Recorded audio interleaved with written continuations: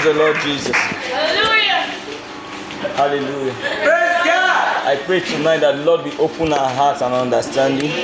He will flood us with revelation, with light, with truth, with impartation. In the name of Jesus, your life will not remain the same. You will move upward. You will move forward by the power of the Spirit. In Jesus' name. Hallelujah. All right. Glory to Jesus. Hallelujah. We're looking at war against foundational powers.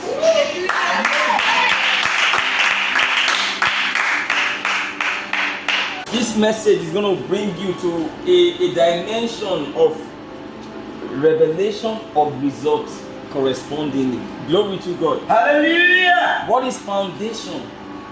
Foundation is where you are coming from. Your foundation is where you are coming from. Houses have foundations. Hallelujah. Praise God. Nations have foundations. Lands have foundations. How homes have foundations. Lives, individuals have foundations. You have a foundation. Glory to God. Hallelujah. When you're asking somebody where he's coming from, you are asking questions about his foundation. It tells you that he's Igbo, he's Yoruba, and that he's from Oyo State, and that he's from a particular city in Oyo State. Hallelujah. And that his village in Oyo State is so and so location. He is describing his foundation in the physical. Hallelujah. Praise God. Every man has a physical foundation and a spiritual foundation. Glory to God. Hallelujah. And a man's foundation, or the foundation of a people, is backed by certain forces and certain spirits. Hallelujah. Praise God. They protect the foundation. They control from the foundation. It's so important that you have a knowledge of your foundation, because the foundation of a house is the most important part of the building, upon which every other thing depends. Hallelujah. So we're going to be looking through the scriptures and seeing how the scripture describes this and how it relates to our lives. Glory to God. Hallelujah. Hallelujah. Praise God. Now in Psalm 11 verse 3, the Bible says, if the foundation be destroyed, what shall the righteous do? If the foundations be destroyed, what shall the righteous do? Hallelujah. Praise God. Now, when you read through the scriptures, you find that emphasis of foundation mentioned again and again in the scriptures. Hallelujah. In the book of Joshua chapter 6 verse 26, the Bible tells us about how after Jericho was conquered and the walls of Jericho were brought down, Joshua placed a word concerning the walls of Jericho. He said, any man who will arise to build these walls of Jericho, he will lay the foundation with his firstborn. He will complete the gates with his lastborn. Now, which of his children will be left? He is not telling you that the man will have only 2 children. He is telling you that all his children will be used to make the project successful. So the man's going to be experiencing untimely death of his children, strange deaths of his children, and it's because of a man's word on the foundation of the building to the finishing of the building. Hallelujah. Now the Bible tells us in 1 Kings chapter 16 verse 34 that there was a man who came to fulfill that word. He was simply zealous. He wasn't aware of that word spoken concerning Jericho. So he grew up with a zeal to help the people. And as he was to help to build these walls of the great city, he only found out one day that his firstborn was dead. His secondborn was dead. His thirdborn was dead. Fourth child dead. Until the last child died. After they were through with the walls of Jericho. By the word of a man.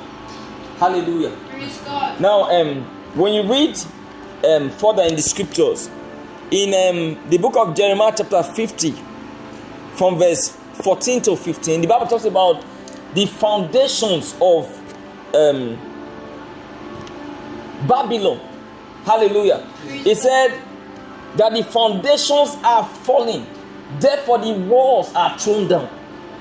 He talks about falling foundations and thrown down walls. That means what does it mean by foundation? The foundation is the takeoff of the building of that city. What does it mean by the walls? It's talking about the progress of that city. That means your foundation controls your progress. Hallelujah. Praise God. Your foundation controls your advancement. Your walls are your progress. Your walls represent how far your life has gone. Your walls represent the transactions of your life, the results of your life, the experiences of your life, whether pleasant or unpleasant. Hallelujah. Praise God. He said that the foundations of Babylon are broken. They are destroyed. Therefore, the walls are thrown down. So if your life today is in pain, you are experiencing unpleasantness in your life, the things that are happening in your life are not okay. Something is wrong with your foundation. So when we want to begin a spiritual repair of your life, we begin to ask questions, or we begin to administer solutions that go back to your foundation. Every life of every believer, any believer's life that is not okay, that is having strange experiences, or not necessarily strange, unpleasant experiences, if it's a foundational issue we are dealing with. If your family is experiencing some things that you don't like, that have remained there somehow, they've just been there, they've remained there, it's a foundational issue we are dealing with. Hallelujah. Praise God. There are people who they are possessed. They are delivered in a particular church, and after a while they are possessed again. It's a foundational issue we are dealing with. Hallelujah. Praise God.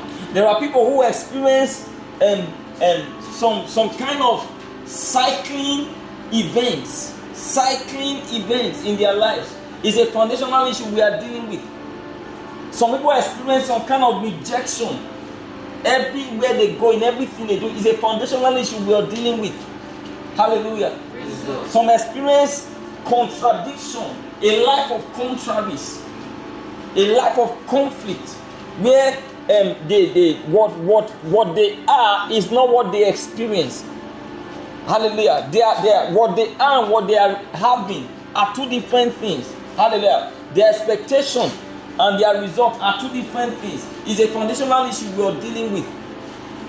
Glory to God. Hallelujah. It's a very serious subject we're introducing to your life. Glory to God. Hallelujah. Now, when you read the book of Psalm 127, verse 1, the Bible tells us, it says, except the Lord builds the house, they labor in vain that build. Hallelujah. Praise God. It's letting us know that the Lord does build a house. There's a house that is built by the Lord. Any man who comes to God starts with God from afresh. God starts afresh with every man. That's why it says, if any man be in Christ, is a new creature. If any man be in Christ, it says, if any man be in Christ, is a new creature. It doesn't matter who the person is. God starts afresh with every man. Why? Because every man has a foundational issue. That's what the Bible says in Psalm 82 verse 5. It said, all the foundations of the earth are out of course. All the foundations of the earth are out of course. So nobody is excluded from this foundational issue. It's in Christ that God begins to correct your foundational anomalies. Hallelujah. So he said that the Lord builds the house. So he begins to build your house. When he wants to start building your house to correct your anomalies, it starts from your foundation. So the Bible tells us in 1 Corinthians chapter 3, verse 11, it said, other foundation can no man lay than that is laid, which is Jesus Christ. It said, if any man builds upon this foundation, hallelujah. There are people who are born again. They are new creation. They are really born again. And they don't believe in messages like this. They feel that these are messages from Old Testament mentality. And so They don't believe that they have any foundational issue until they begin to see their lives manifest those issues. So here is a born again believer. She is finally of age to get married. She's not able to get married. Hallelujah. Or she's finally of age and she gets married and she's in her husband's house. She's having issues with her husband. Hallelujah. The first issue is that she's not able to give birth. Glory to God. Hallelujah. She's not able to give birth. 2 years in marriage, 3 years in marriage, 4 years in marriage, 5 years in marriage. She is a committed sister, faithful sister. She's one of the most faithful sisters in our church, but she's having marital crisis. She doesn't believe in these kinds of things until life makes her believe it for 10 years. 10 years, no issue. Hallelujah. Then some, they get married and few years into the marriage splits into two. The very experience of her mom is not with her dad. Hallelujah. Her mom is not with her dad. A young man came to see me yesterday, to visit me yesterday in my office, and we were talking, and it's been long I last saw him. He's a friend, but it's been long. He's been far from me. We've not been in touch for some months. So when he came here, he was telling me about how that he now has someone in his life, a lady. Hallelujah. Praise God. And I was really interested. Talk to me about her. How do you come about her? I said that she's a very nice woman. All right.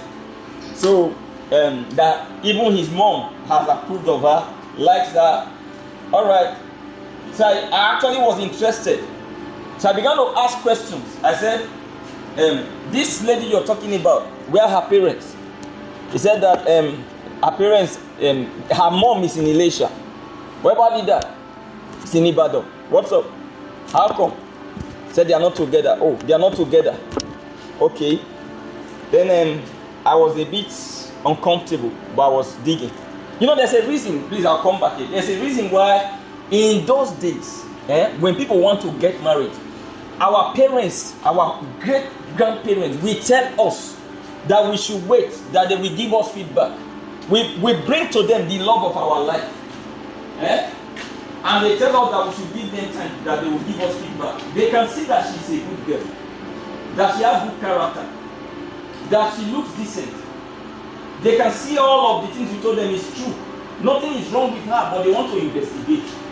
Why do they ask for time? They want to go and check. Because the person you are marrying or you're getting married to is not an individual. The person is carrying people. The person is connected to people. That person is a line of generations.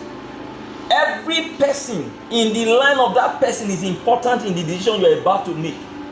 Glory to God. Hallelujah. And so these parents finally come back and give feedback. What's their feedback? They say, my son, I'm very sorry. You can't marry that girl. Glory to God. Hallelujah. What's great grandpa talking about? He's not talking about the girl. The girl is okay. But where she's coming from is not okay. It's called foundation. Glory to God. Hallelujah. But these days, what do we find? We find kidnap marriage, as my father-in-law describes it. Kidnap. Boy meets girl. Daddy says no. Pastor says no. Mommy says yes. Boy carries girl and runs away with girl, and they are married. It's called kidnap marriage. That's what we find now. What kind of marriage do we find now? Romeo and Juliet marriage. Glory to God. Hallelujah. That's what we find now. I fall in love. I like her. Nobody can tell me who I should love. If I like her, it means everybody should like her.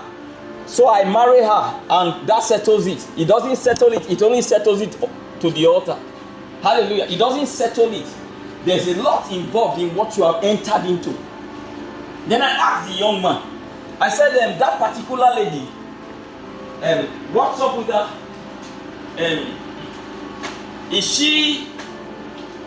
Are you the first person she's getting involved with? He said, no, sir. That actually she even has a daughter. Oh, she has a daughter. Now someone will say nothing is wrong with that. On the general, nothing is supposed to be wrong with it. Hallelujah. Except that you should listen to the questions I'm asking. Hallelujah. And I asked him, I said, Where's the father of that child?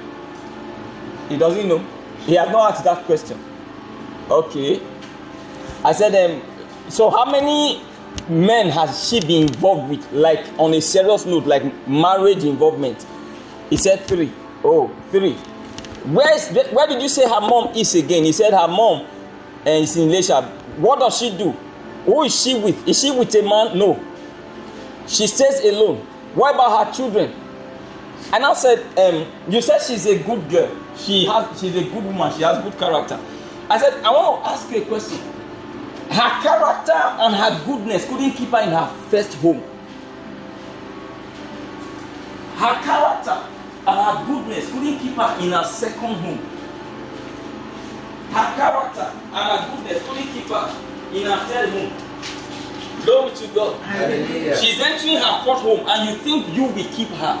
I laugh in Chinese. Glory to God. Hallelujah. That's how our young guys are. Are you seeing it? He's so excited now. He has entered into something. And the worst part, he told me something. I'm like, oh boy, this one is irreparable. You have already entered. Congratulations, brother. I wish you well. I wish you the best. I said, why about the dad? What does he do? He said, doesn't know.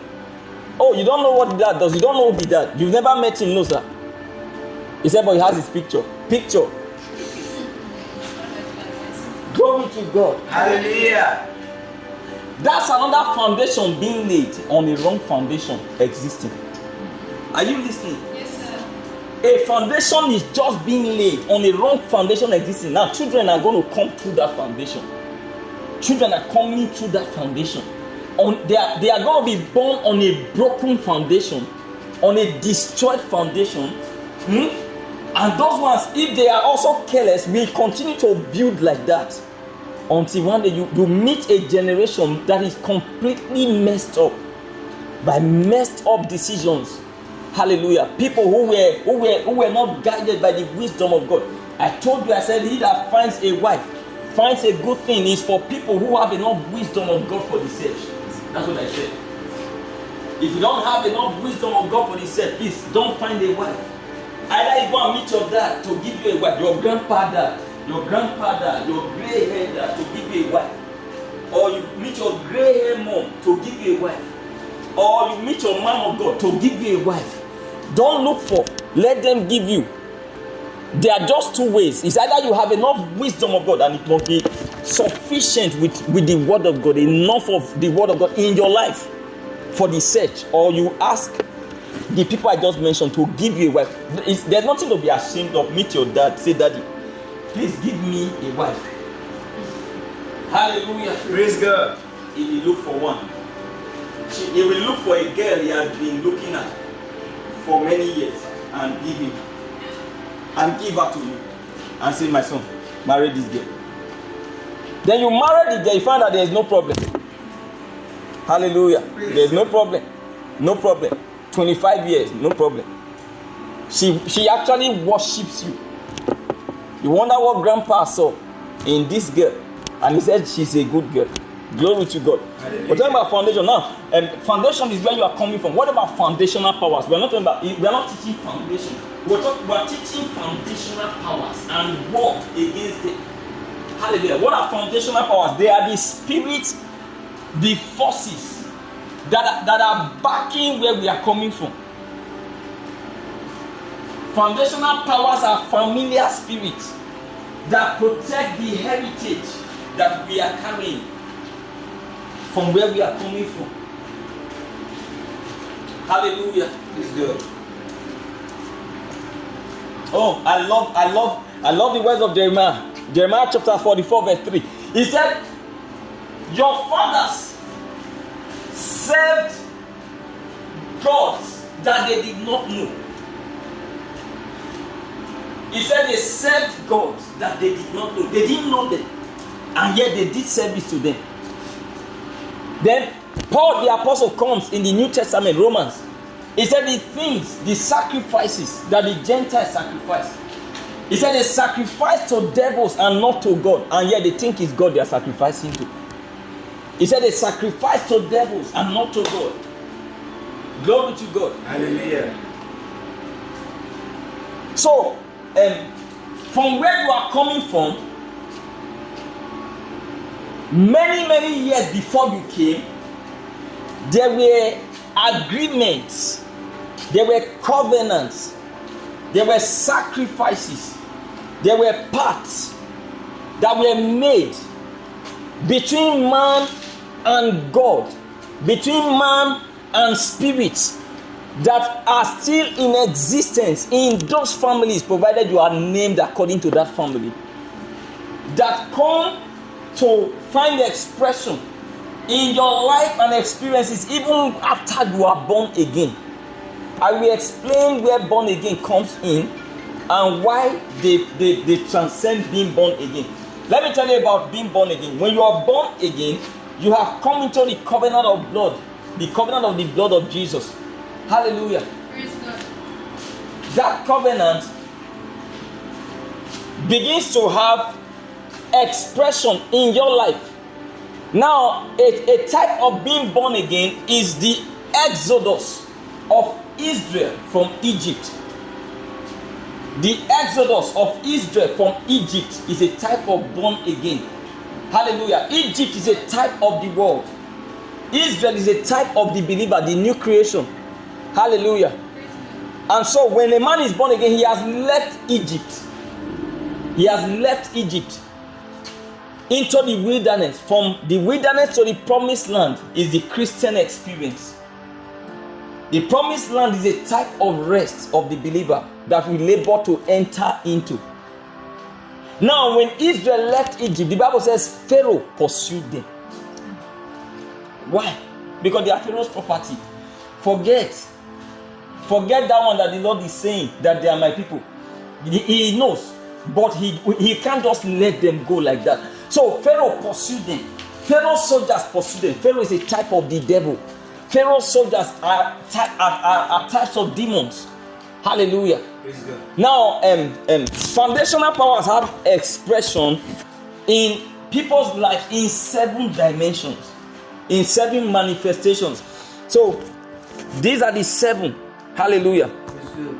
Foundational powers facilitate the following realities in the lives of men. Glory to God. Number 1, cycle. CYCLE. I said foundational powers facilitate cycle. Number 2, dependence and smallness. Dependence and smallness. Number 3, you can see that. Number 3, rejection. Rejection. Number 4, delay. Delay. Number 5, controversy. Number 5, controversy. Number 6, disappointment. Number 7,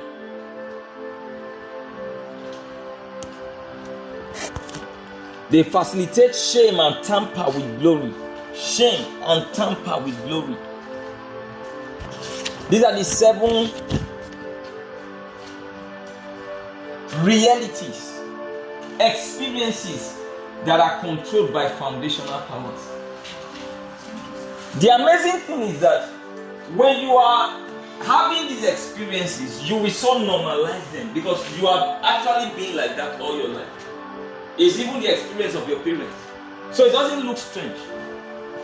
Hallelujah. For instance, there's nothing strange in seeing your dad and mom always quarreling and fighting in a broken home or a home that is about to break. There's nothing really wrong in seeing your mom very obstinate and recalcitrant. You don't see anything wrong with that. You just feel that it's because she just doesn't like the way your dad does things. No, you don't get it. No woman gets like that except she is backed by forces. Any woman who is like that to a man is back. She has a backup of forces that you can't see. In modern prophetic terminology, they call it spirit husband. Hallelujah. When you see a woman who confronts her husband, or who wants to be the man of the house, who takes charge, whose words are law in the house, where you want to come and marry from a family and it's the mother that is the father of the house, it's the mother that is to decide. The father says, please oh, meet the mother. You just met spirit husband. You just met spirit husband in person. Hallelujah. It's good. What they call spirit husband is a satanic presence in the life of a woman, married or unmarried, that makes her have instincts of masculine control over her territory, married or unmarried. That's what we call spirit husband. What they call spirit wife is a demonic presence that protects the territory of a man's life, not allowing him to get married or not allowing him to find marital bliss with his wife. So the manifestation of the presence of a spirit wife is such that the man, if he's not married, he will not be able to get married. If he's married, he will not be able to enjoy his marriage with his wife. One of the ways they do it is to always make the man to be at loggerheads with the wife, that she will never be happy and he will never be happy with her. Or to make the wife barren so that she can't have a child. If she can't have a child, she will be miserable. If she can't have a child, the man will not be committed to her. These are the activities of spirits. They are called spirit wife. They are demons. Glory to God. Hallelujah. The spirit husband can also do the same for a married woman. That's just one of the activities. And now these things are things you see. They look so normal until the prophetic begins to unveil them. And like, oh God, you start seeing them. Don't worry. We're not doing much of the digging tonight. We are introducing the subject of foundational powers. Glory to God. Hallelujah.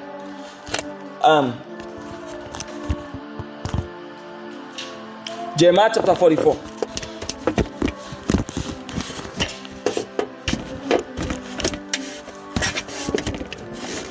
Please also write down Habakkuk chapter 2 verse 12. It's also talking about foundation. It tells us about the man that built a city by iniquity and established a town with blood. Hallelujah, his foundation. Hallelujah, like the life a Yahoo boy lives. Glory to God. He's laying up a foundation for his generations to come. And he doesn't even know. He doesn't even know. By the life he's living, he's laying a foundation, a corrupted foundation that will cause his children to be in pain years to come. He doesn't even know. He thinks he's trying to get his family prosperity so that they won't suffer. But he's laying it on the wrong foundation. So he calls it building a town with iniquity, by iniquity, and establishing a city by blood. Glory to God. Jeremiah 44. You're there? It says, because of their wickedness which they have committed to provoke me to anger, in that they went to burn incense and to serve other gods, whom they knew not, neither they, ye, nor your fathers. Hallelujah. Praise God. This is foundation he's talking about. He said they served gods they did not know. Hallelujah. So these spirits are activated in the lives of people through ignorance or through neglect. Through ignorance or through neglect. You know, our parents are not able to tell us many things. Our great-grandfathers are not able to tell us many things. In their sitting us down to tell us stories, they forget some of the main stories they ought to have told us. Hallelujah. They forget some of the things they did for their families to be established. Hallelujah. They forget those things. So we grow up into the repercussions of their actions. Now, a man, we think this is all Old Testament talk, like the Bible says, the fathers have sinned and the children have set their teeth on the edges. No, that's not what we are talking about. It's more than that. If it's that one is already gone. That's not what we are talking about. It's more than that. Glory to God. Hallelujah. It's much more than that. So that's the reason why when a man is born again, the scripture begins to teach that man how to overcome. Jesus, our Lord, says, he that overcometh. Overcome what? I thought he said, be of good cheer, I have overcome the world. That's what he said. And he's telling us in Revelations, after he has left the earth, he that overcometh. Can I show you just two scriptures and we'll close? Overcome what? I thought you overcame the world. So what am I to overcome again? These are the things. Hallelujah. The book of John.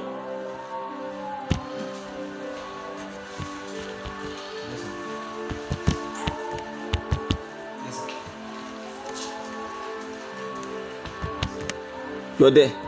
All right. Let me search it out for you. John chapter 16 verse 33. Write it down, open it.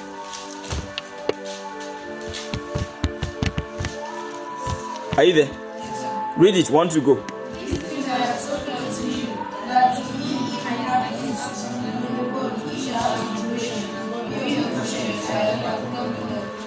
I have what? Overcome the world. You should just rejoice, but no. Revelation chapter 3 verse 21. This is Jesus in heaven, talking from heaven. Hallelujah. That was on earth. Now he's in heaven. Revelation chapter 3 verse 21. Are you there? Yes, all right, read it.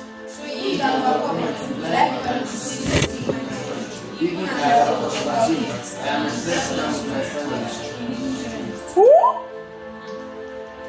What about these my new creation friends that don't read their Bible properly? Jesus says, I overcame. He didn't say for you. In the first portion, he said, I have overcome the world. He didn't say for you. So don't add the rest. Now here, he says, he that overcometh will sit with me, even as I overcame. That tells you he didn't overcome for you. Glory to God. Hallelujah. He didn't overcome for you. He shed his blood and gave you his blood to overcome. The Bible says, and they overcame him, Satan, by the blood of the Lamb and by the blood of their testimony. Hallelujah. Praise God. And they overcame him. So who are we to overcome? Everybody say him. Him. Glory to God. Hallelujah. Write down the final scripture. Then you rise up. Hallelujah.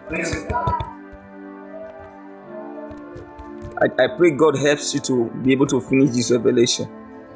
Hallelujah. To bless you a lot. Very much. Alright, Revelation chapter 12, verse 11. Open it. And we'll read that. And we're done. Hallelujah. Praise God. You're there? Alright. Let's read 1 to go. And they overcame him by the blood of the Lamb and by the word of their testimony. And they loved not their lives unto the death. Glory to God. And they overcame him. So who are we to overcome? The devil. I thought he has overcome him already. Legally, yes. Vitally in your life, no. Glory to God. Vitally in your life, no. That's why he's still talking.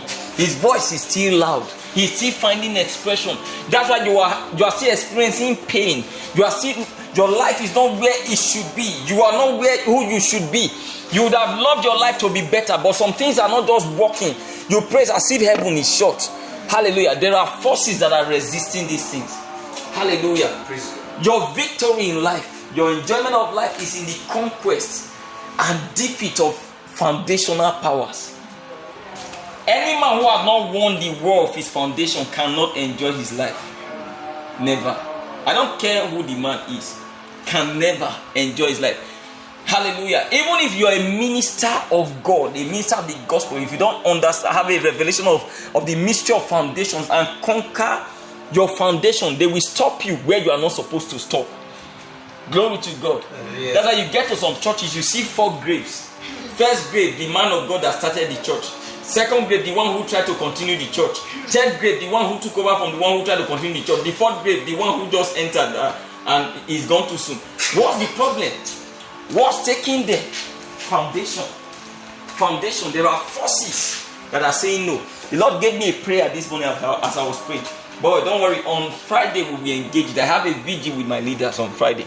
We engage some things in this place in the name of the Lord Jesus. And I prophesy over your life that the spirits, the forces, the powers that are haunting your life, that are delaying your life, that are frustrating your life, that are making your life impossible, tied to your foundation, in the name of Jesus, I command them to give way. Amen. In the name of Jesus, I subdue your foundational powers. Amen. In the name of Jesus, I crush them. Amen. Taking advantage of the shed blood of Christ, I declare and decree that you are free. Amen. In the name of Jesus. Amen. Begin to walk in the liberty wherewith Christ has made you free. Amen. Entangled again with the yoke of bondage. Amen. In the name of the Lord Jesus. Amen. You will overcome. Amen.